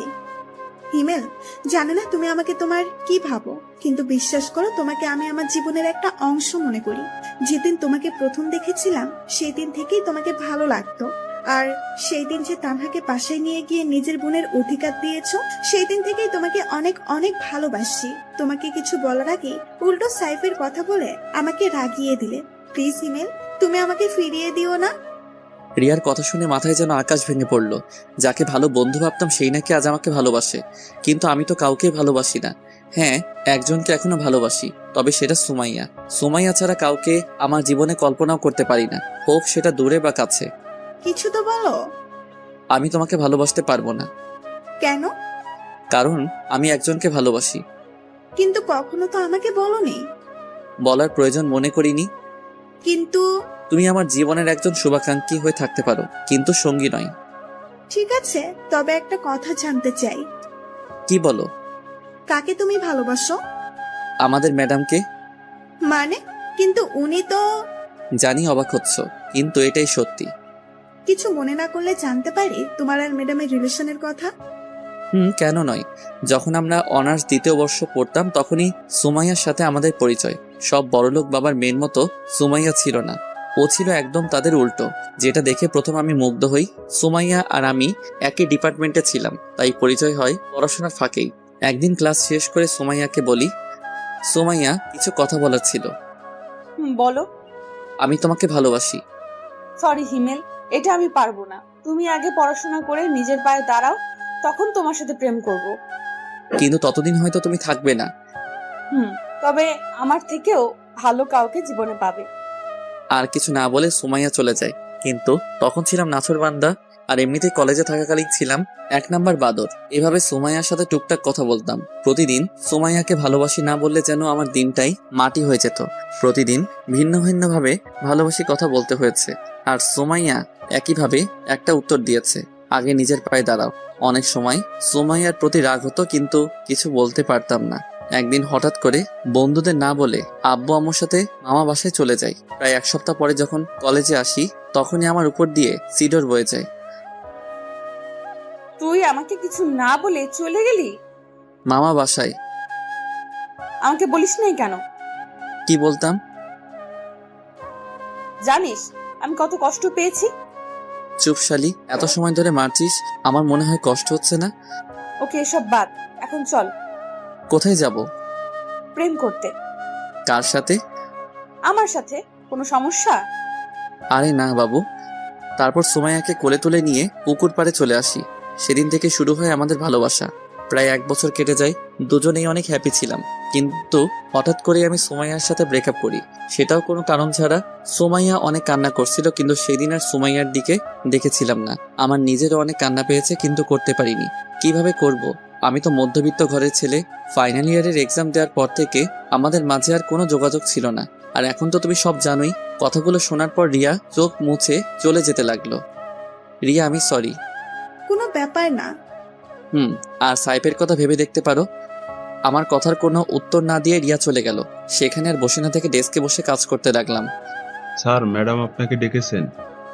যাচ্ছি। ম্যাডাম, আসবো? আসো। বলুন। কিছুই না, চুপচাপ এখানে বসে থাকো। কিন্তু আমার কাজ আমার সাথে এখানে বসে করবে। ওখানে করলে সমস্যা কি? সমস্যা আছে। কি সমস্যা? ওই যে রিয়ার সাথে সব সময় কথা বলো, সেটা ওর সাথে কথা বলা যাবে না। আর আজও কান্না করছিল কেন? জানি না। তুই বলবি? বলছি, আগে ছাড়ুন। বল। আমাকে ভালোবাসার কথা বলেছিল, কিন্তু সেটা আমি রিজেক্ট করে দেই এবং আপনার আর আমার অতীতের কথা বলি, যা শুনে কান্না করেছে। ভালো করেছো। তুমি তোমার লক্ষ্মী বাবু। দেখুন আমি আপনাকে আর ভালোবাসি না। দেখা যাবে, এখন কাজ করো বসে। আর কোনো কথা না বলে ম্যাডামের রুমে বসেই কাজ করতে লাগলাম। ম্যাডাম আসবো? ম্যাডামের রুমে বসে কাজ করছি, এমন সময় রিয়া বাইরে থেকে কথাটা বলাতে বাইরের দিকে তাকালাম। আসুন। আসলে ম্যাডাম হিমেলের সাথে কিছু কথা ছিল। তো বলুন। ম্যাডাম অনেকটা পার্সোনাল। ঠিক আছে চলো। ওই চুপ, দেখেন রিয়া যা বলার আমাকে সামনেই বলুন। বাইরে আরেকজন আছে। কে? সাইফ। সাইফ সাহেব বাইরে কি করছেন?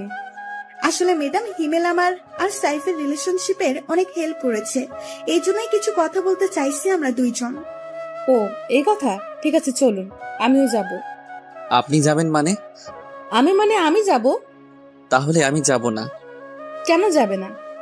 যাব না ব্যাস। ওই তুই যাবি না, তোর ঘাট যাবে। এক প্রকার জোর করেই সোমাইয়া ওদের সাথে কথা বলার জন্য নিয়ে গেল। চারজন বসার পর, হিমেল তোমাকে ধন্যবাদ।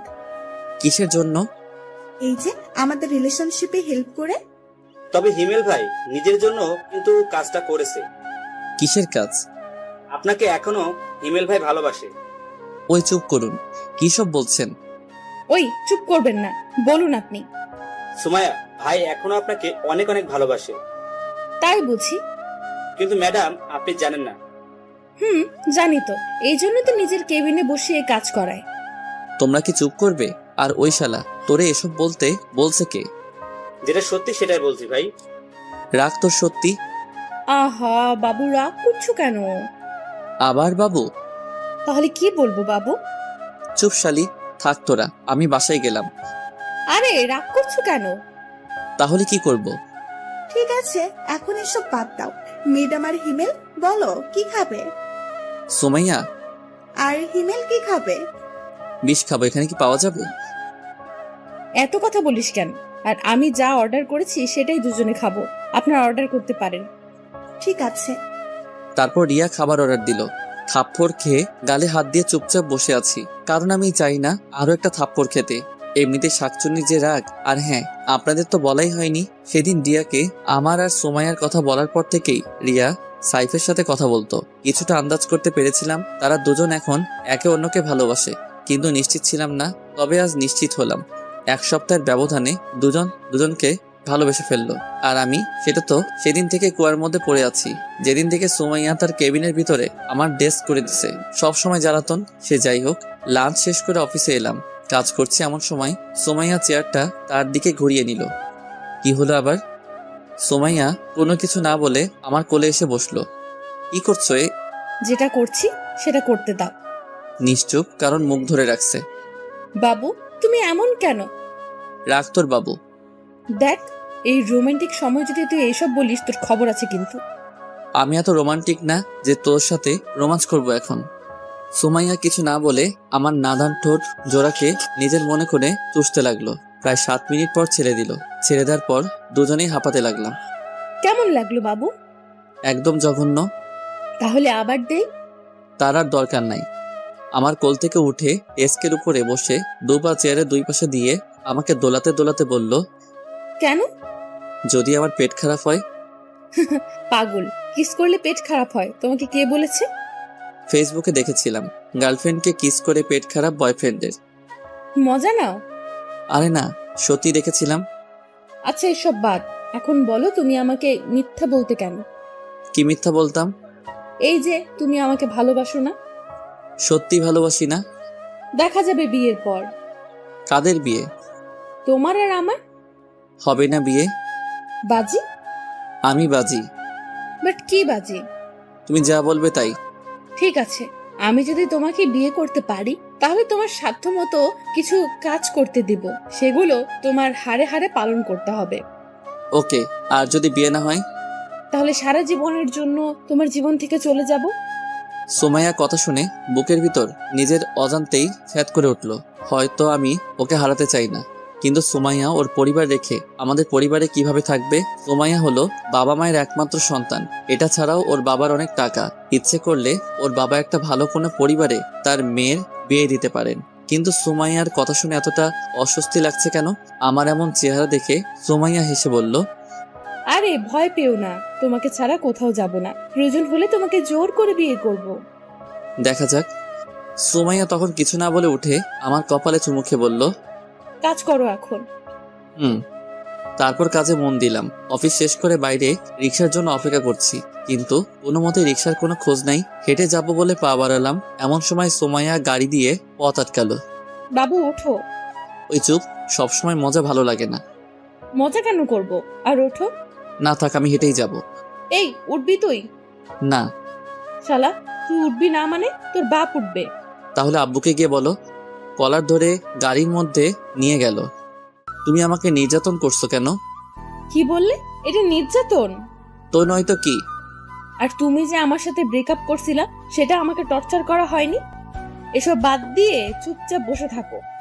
হুম। আমার ননদের কি খবর? ভালো। কলেজ যায় রেগুলার? যাই। আর বুড়ির কি খবর? দুদিন আগে বাসায় চলে গেছে। কে নিতে এসেছিল? মামা আর মামি। ও। কথা বলতে বলতে বাসায় চলে এলাম। ফ্রেশ হয়ে রুমে বসে আছি, এমন সময় রুমে তানহা এলো। কিছু বলবি? হুম। হ্যাঁ বল। ভাইয়া, আজ যখন কলেজে যাচ্ছিলাম তখন সুমাইয়া ম্যাডামের সাথে দেখা হয়েছিল। কি হয়েছে? এটা আমাকে দিয়েছে। এটা তো অনেক দাম, আর তুই এটা নিতে গেলি কেন? আমি নিতে চাইনি, ম্যাডাম আমাকে অনেক জোর করে দিয়েছে। তোর পছন্দ হয় এটা? অনেক। ঠিক আছে, তাহলে এটা রেখে দে। তবে আমি একটা ছবি তুলে নিই। কেন? এমনি। ওকে, এখন তুই যা। ঠিক আছে। তানহা চলে যাওয়ার পর রাহুলকে কল দিলাম, কারণ ওর বাবার জুয়েলার্সের দোকান আছে। হ্যাঁ দোস্ত বল। তোকে আমি একটা ছবি দিছি, সেটা দেখ, আর আমাকে বলে এরকম কানের দুল আরো আছে নাকি। খারাপ, আমি দেখছি। দোস্ত আছে। একটা আমার লাগবে। এটার এক জোড়াই আছে। কেন? আরে বেটা, 2 জোড়া ছিল, কাল রাতে 1 জোড়া বিক্রি হয়ে গেছে। ও। ওকে, কাল আসিস। ঠিক আছে ভাই। রাহুলের সাথে কথা বলে কেটে দিলাম। সেদিন রাতে খাবার খেয়ে ঘুমিয়ে গেলাম।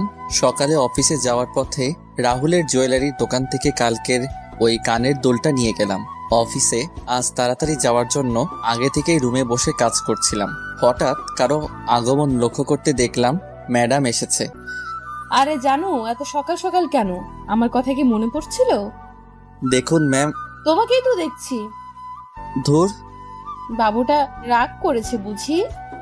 ছাড়ো। কি হলো? কিছু না। আর প্লিজ, তুমি আমার পরিবারকে দয়া করতে হবে না।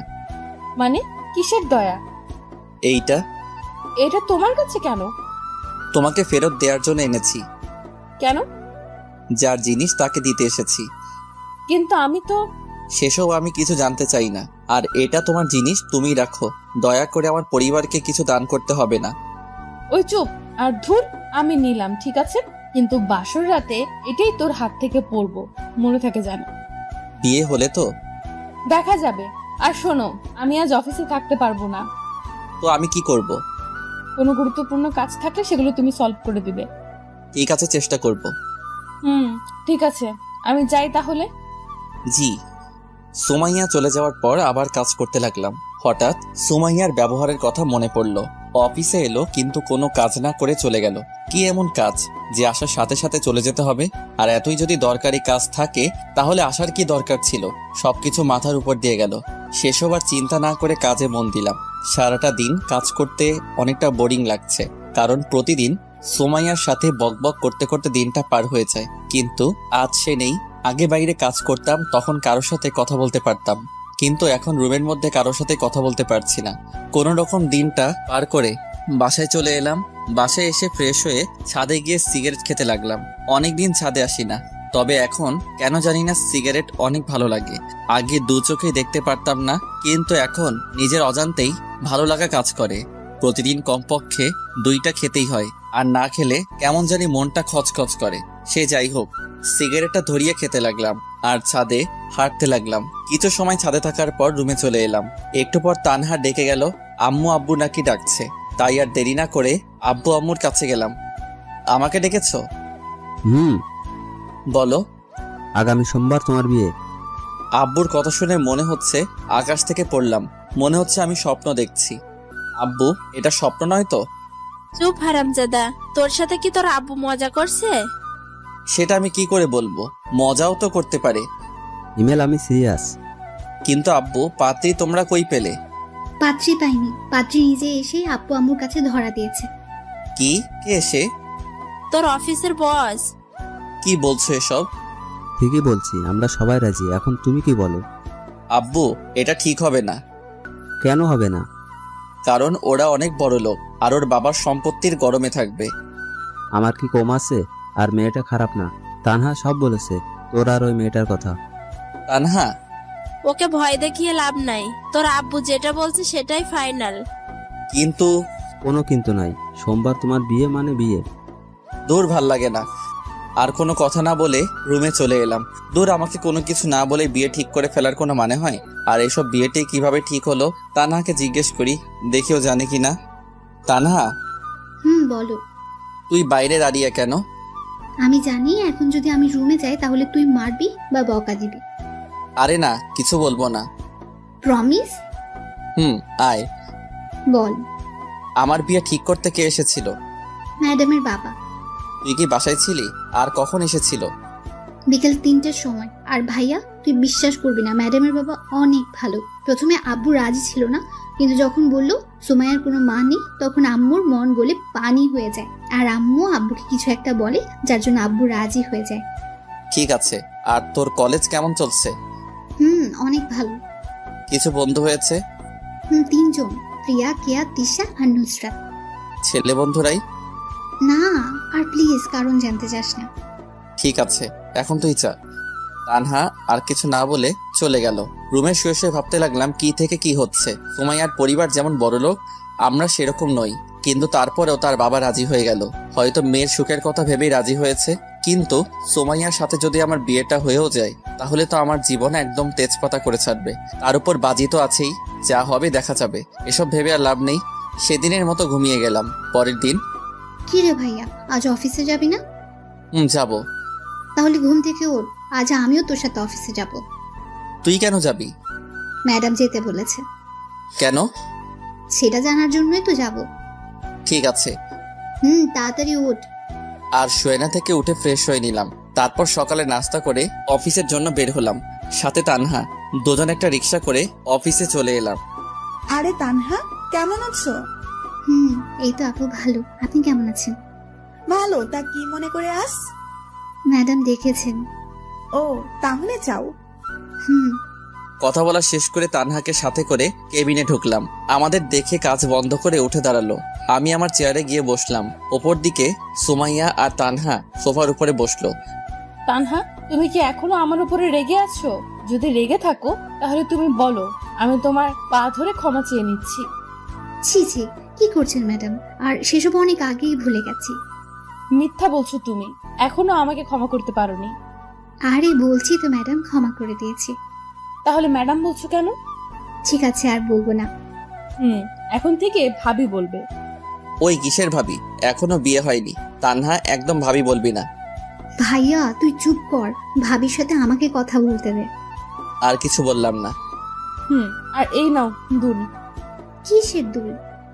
যেটা তোমাকে দিয়েছিলাম, কিন্তু তোমার ভাইয়া আমাকে ফেরত দিয়ে দেয় সেটা। মানে তুমি আমাকে যে দুল দিয়েছিলে সেটা তো বাসায়। তাহলে এটা? এটা তো একদম ওই দুলটার মতো, কিন্তু তুমি আমাকে যে দুল দিয়েছিলে সেটা আলমারিতে রেখে দিয়েছি। তাহলে হিমেল যে এটা আমাকে ফেরত দিল? ভাইয়া এসব কি? যেটা দেখছিস সেটা। মানে?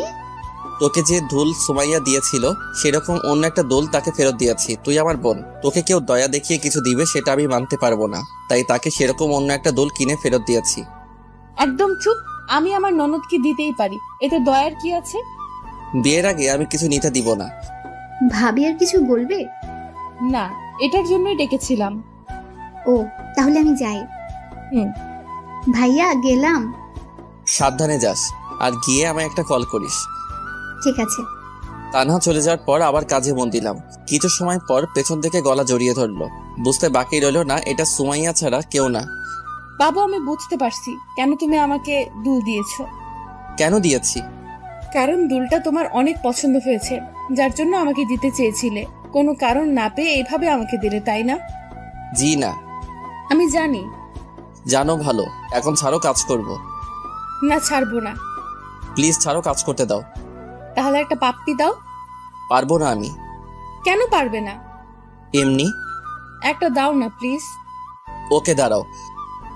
দাও। মুখটা সুমাইয়ার মুখের কাছে নিতেই সুমাইয়া ওর চোখ বন্ধ করে ফেললো। আজ কেন জানি নিজেকে সুমাইয়ার দিকে আকর্ষণ করছে।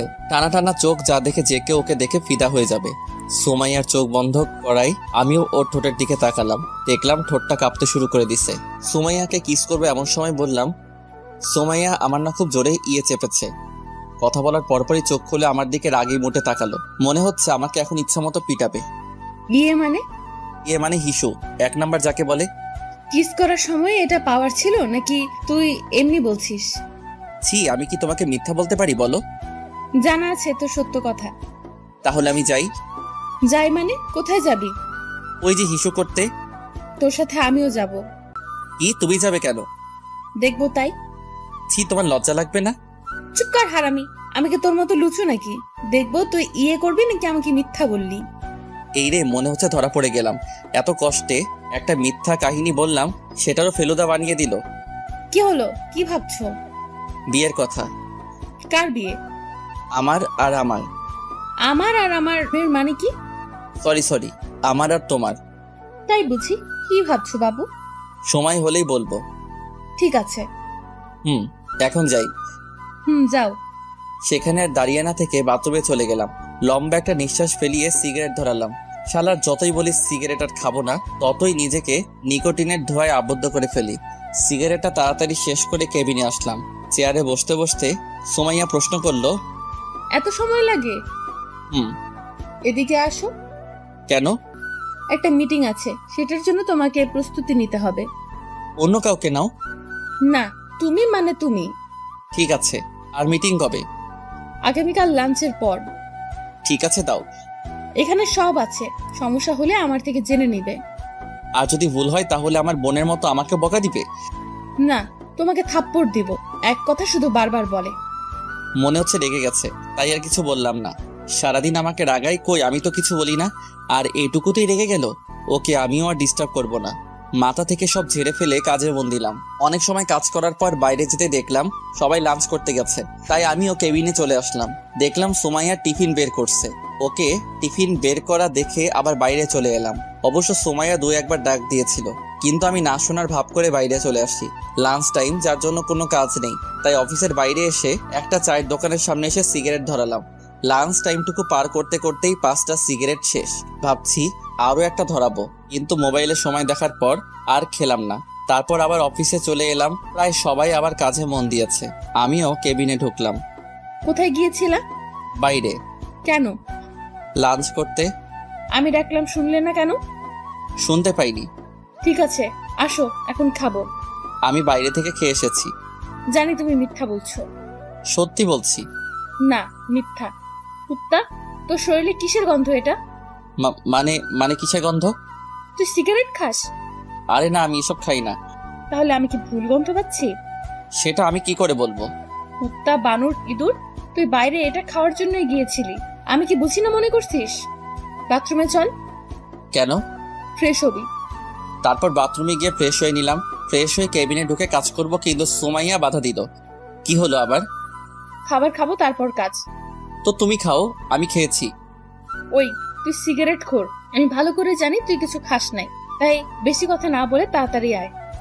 এক প্রকার সুমাইয়ার জোরাজোরিতে লাঞ্চ করলাম। সেদিনের মতো অফিস শেষ করে বাসায় চলে এলাম। তবে বাসায় এসে অনেক অবাক হলাম, কারণ মামা মামি আর নীলা বাসায়। হালকা কিছু কথা বলে ফ্রেশ হতে গেলাম। ফ্রেশ হয়ে বসে আছি, এমন সময় তানহা আর নীলা এলো। এই যে বুড়ি, তোমরা কখন আসলে? দুপুরে। কেন এসেছো? সেটা জানি না। তানহা কেন এসেছে রে? তোর বিয়ের জন্য। ও। বসে ওদের সাথে তখন আড্ডা দিতে লাগলাম। রাতে সবাই মিলে খাওয়া দাওয়া করে ঘুমিয়ে গেলাম। পরের দিন মিটিং থাকার জন্য আজ একটু তাড়াতাড়ি অফিসে গেলাম। কিছু সময় কাজ করার পর ক্লায়েন্টের সাথে আলাদাভাবে দেখা করার জন্য গেলাম। গিয়ে তো আমি পুরাই অবাক, কারণ সেখানে জয়ের খালাতো ভাই সাব্বির আমাদের ব্যাচের ছিল, কিন্তু কলেজ ছিল ভিন্ন। মনে মনে ভাবলাম সাব্বিরকে দিয়ে কিছু করা যায় নাকি, যেই ভাবা সেই কাজ। মাথার ভিতর একটা শয়তানি প্ল্যান কষলাম। ওই শালা, তোকে ডাকছি শুনতে পাসনি? খেয়াল করিনি। তুই এখানে কেন? এই অফিসে কাজ করি। আর তুই? তোদের অফিসের সাথে একটা মিটিং আছে, যার জন্য আমাকে সিলেক্ট করছে, তাই এখানে আসা, এসে তোর সাথে দেখা হয়ে গেল। তবে একটা কাজ করতে হবে। কি কাজ? আয় ওদিকে বসে তোকে সব বলছি। তারপর একপাশে গিয়ে সাব্বিরকে সব বুঝিয়ে বললাম ওকে কি কি করতে হবে। কিন্তু হিমেল, তুই জানিস আমার বিয়ে হয়ে গেছে। এখন যদি এসব করি আর সেটা যদি আমার বাসায় জেনে যায়, তাহলে আমার বউ আমাকে কি করবে একটু ভেবে দেখছিস? আরে বেটা, কিছু হবে না। আর যদি হয়? দূর, আমি বলছি না কিছু হবে না। বলে শালা তোর খবর আছে। সাব্বিরের সাথে আরো কিছু কথা বলে কেবিনে চলে এলাম। কিছু সময় কাজ করার পর লাঞ্চ করে মিটিং রুমে আমি আর সুমাইয়া গেলাম। সবাই আগে থেকেই রুমে ছিল। দেখলাম সাব্বির নিজেও আছে। সবার উপস্থিতিতে শুরু করলো মিটিং। প্রায় 1 ঘন্টা পর শেষ হলো। নিজেও একটু হাঁপ ছেড়ে বাঁচলাম। কেবিনে আমি আর সুমাইয়া বসে আছি। এমন সময় সাব্বির এলো। যাক, শালার তাহলে সাহস আছে। আসবো? আসুন প্লিজ সিট। থ্যাঙ্কস। আপনাকে কিছু কথা বলার ছিল। জি বলুন। আসলে আমার আপনাকে ভালো লাগছে। আপনি যদি চান তাহলে আমি আপনাকে বিয়ে করতে চাই। সরি, আমার অলরেডি বিয়ে ঠিক হয়েই আছে। কিন্তু আপনি চাইলে তো বিয়েটা বন্ধ করতে পারেন। আপনাকে আমি বিয়ে করব না, আপনি যেতে পারেন। যদি একটু ভেবে দেখেন তাহলে। কুত্তার বাচ্চা, তোকে বলছি না আমার বিয়ে ঠিক হয়ে আছে, তাহলে বারবার এত কথা বলছিস কেন? সাব্বির থাপ্পড় খেয়ে গালে হাত দিয়ে চুপচাপ দাঁড়িয়ে আছে। আর সুমাইয়া ইচ্ছা মতো বকা দিতে লাগলো। অবস্থা বেগতিক, তাই ওদের কাছে গেলাম। ভাই, আমি সরি রে। শালা রাখ তো সরি। কত জোরে থাপ্পড় মারছে। আরে আমি জানি না কি এমনটা হবে। কি হবে? কিছু না। চুপ শালা। আমাকে মায়ের খাওয়াইয়ে ভেবেছিস তুই বেঁচে যাবি? কখনো না। শোনেন ভাবি, হিমেল আপনাকে পরীক্ষা করার জন্য আমাকে আপনার সাথে এমন এমন কথা বলতে বলে। প্রথমে আমি রাজি হইনি, কারণ আমার বাসায় বউ আছে। কিন্তু ওর জোরাজুরিতে রাজি হই, যার ফলস্বরূপ থাপ্পড় পেলাম। তার মানে আপনি সব হিমেলের কথা মতো করেছেন? জি। আমি আসলে সরি, ভুল হয়ে গেছে, প্লিজ কিছু মনে করবেন না। আর আপনি এখন যান, আমি ওকে দেখাচ্ছি এটা করার জন্য কি শাস্তি পাবে। সুমাইয়ার কথা শুনে সাব্বির চলে গেল। মনে হচ্ছে আমার উপর দিয়ে এখন ভূমিকম্প যাবে। কেন এমন করছিলা? সাব্বির তো বলল পরীক্ষা করার জন্য। আমাকে তোর বিশ্বাস হয় না? হয়তো। তাহলে পরীক্ষা করার কি আছে? এমনি মজা করছিলাম। হাত সরা। না। সরা বলছি। না, সরাবো না। সুমাইয়া আর কিছু না বলে আমার মাথার চুল ধরে আর আমার 2 জোড়া ঠোঁটকে নিজের আয়ত্তে করে চুষতে লাগলো। প্রায় 7 মিনিট পর ছেড়ে দিল। জোরে জোরে নিঃশ্বাস নিতে লাগলাম। কথায় কথায় শুধু একটা নিষ্পাপ ছেলেটার উপর অত্যাচার চালাই। কেমন দিলাম? জঘন্য। তাহলে আরেকটা দেই? না না, লাগবে না। তাহলে বলো কিসটা কেমন লাগলো? হ্যাঁ, অনেক ভালো। Good boy. যাও এখন কাজ করো। তারপর আবার কাজে মন দিলাম। দেখতে দেখতে বিয়ের দিন চলে এলো। অনেক সুন্দর করে বাসা সাজানো হয়েছে। আব্বু কিপটে হলে কি হবে, শখ আছে অনেক। যদিও বিয়ে করতে প্রথমে রাজি ছিলাম না, কিন্তু এখন রাজি। কারণ এই শীতের রাতে একটা তুমি দরকার। তাছাড়া আব্বু আম্মুর কথা ফেলতে পারতাম না। সে যাই হোক, বাসায় সব আত্মীয় স্বজন চলে এসেছে। দুপুরবেলা সবাই মিলে আমাকে গোসল করিয়ে দিলা। তারপর রেডি হয়ে সুমাইয়াদের বাসায় রওনা দিলাম। বাসায় গিয়ে হলো সব সমস্যা। পাত্রীপক্ষকে নাকি গেট সাজানোর জন্য মোটা কিছু টাকা দিতে হবে, তাই আমাকে ভিতরে ঢুকতে ইচ্ছে করছে না। মেজাজ পুরোই গরম। এটা যদি বিয়ে বাসা ছাড়া অন্য কোথাও হতো তাহলে সবকিছু ছেড়ে ছুড়ে বাসায় চলে যেতাম। কিন্তু এসেছি বিয়ে করতে, বউটারে সাথে না নিয়ে গেলে কেমন হয়? আপনাদের কত টাকা লাগবে? মাত্র 15,000। 15,000? সেটাও আবার মাত্র? তাড়াতাড়ি বের করে। আমরা তো এত টাকা আনিনি। তাহলে 10,000 দিন। আর একটু কম রাখা যায় না? জি না, টাকা বের করেন। অনেকক্ষণ মেয়েদের পাম দেওয়ার পর 7,000-এ রাজি হয়ে যায়। সব নিয়ম নীতি মেনে বিয়েটা সম্পন্ন হয়। সোমাইয়াকে সাথে করে বাসায় চলে এলাম। সবাই এখন নতুন বউ দেখতে ব্যস্ত। এই ফাঁকে বন্ধুরা সবাই মিলে ছাদে চলে এলাম। অনেকক্ষণ ধরে মনের মধ্যে খচখচ করছিল, তাই সিগারেট ধরালাম। দোস্ত, বিড়ালটা একটু সাবধানে মারিস। দূর শালা, আগে বল বউয়ের থাপ্পড়ের হাত থেকে কিভাবে বাঁচা যায়? থাপ্পড় মানে? তোরা বুঝবি না। সিগারেট শেষ করে রুমে চলে এলাম। বাসর ঘরে রুমে এসে দেখি বউ আমার খাটের উপর লম্বা ঘোমটা টেনে বসে আছে। ভাবলাম এই সময় বউটাকে রাগালে কেমন হয়। দরজা আটকে দিলাম এক চিৎকার, আম্মু চোর। এত জোরে চিৎকার শুনে সুমাইয়া কেঁপে উঠল। ঘোমটা সরিয়ে আমার কাছে এসে বলল, কোথায় চোর? আপনি নিজেই তো চোর। কুত্তা হারামি। কি ব্যাপার, গালি দিচ্ছেন কেন? আমি তোর বউ, তোকে গালি দিব মাইর দিব, কোনো সমস্যা? বউ হলে না হয় এসব করতেন, কিন্তু আপনি তো আমার বউ না। মানে তাহলে তোর বউ কে? সুমাইয়া। আমি কে? সেটা আমি কি করে বলবো? আচ্ছা এদিকে আয় তো। কেন? তোমার মাথায় কি সমস্যা হয়েছে? এমন আজে বাজে কথা বলছো কেন? যা সত্যি সেটাই তো বলছি। ঠিক আছে, তুমি এদিকে আসো। না, যাবো না। আমাকে দেখতে দাও কি হয়েছে। ঠিক আছে, দেখো। থাপ্পড় হজম করে গালে হাত দিয়ে করুণভাবে বউয়ের দিকে তাকিয়ে রইলাম। পৃথিবীতে মনে হচ্ছে আমি প্রথম ব্যক্তি যে কিনা বাসর ঘরে বউয়ের হাতে থাপ্পড় খেলাম। তুই সিগারেট খাস? সুমাইয়ার এমন কথা শুনে গলা শুকিয়ে গেল। কি বলবো বুঝতে পারছি না। জানি সত্যি বললেও মার খাবো, মিথ্যা বললে খাবো। কি বলবো না বুঝে তোতলাতে শুরু করলাম। তুই কি তোতলা? না। তাহলে প্রশ্নের উত্তর দে। যাই বলি সেটাতেই তো মারবে। সত্যি কথা বললে মারবো না। অফিসে জয়েন করার আগে থেকে খাওয়া শুরু করছি। কেন এসব খাও? তুমি কান্না করছো কেন? এমনি। ঠিক আছে, যাও ঘুমাও। এবার কিন্তু আমিও কান্না করব। তুমি কি এসব ছেড়ে দিতে পারবে না? তুমি কান্না থামিয়ে একটা হাসি দিলেই পারবো। কথাটি শোনার পর সোমাইয়া ফিক করে হেসে দিল। এখন সোমাইয়াকে ভালো লাগছে। কিছু মানুষের কান্না কেন জানি সহ্য হয় না, আর সোমাইয়ার কান্না সেটা কখনো হবেও না। যখন ওর সাথে ব্রেকআপ করি তখন ও অনেক কান্না করছিল, যেটা আমার একদম সহ্য হচ্ছিল না। সেদিন থেকে 1 সপ্তাহ কলেজ গেছিলাম না, গেলেই হয়তো ওর কান্না দেখতাম। কি হলো, কি ভাবছো? ভাবছি বাসর করব কিভাবে।